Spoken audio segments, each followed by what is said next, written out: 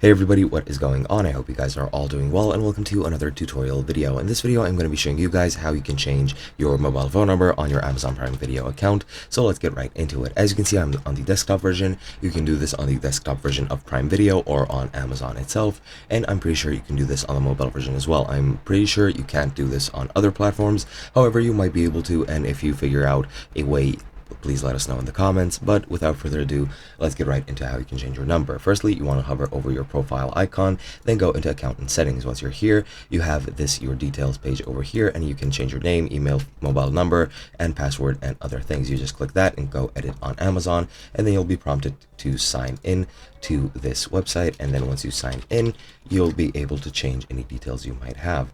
For example, as you can see, you can change your name, you can change your primary mobile number by just clicking add, and then once you're here, you just select the region or country you're in, then enter the mobile phone number, click continue, and then you'll, I'm pretty sure, receive a message which you'll need to enter a code with to Amazon Prime to actually connect your phone number to your account. And that should be pretty much it. Hope you guys enjoyed, and I'll be seeing you guys in another video.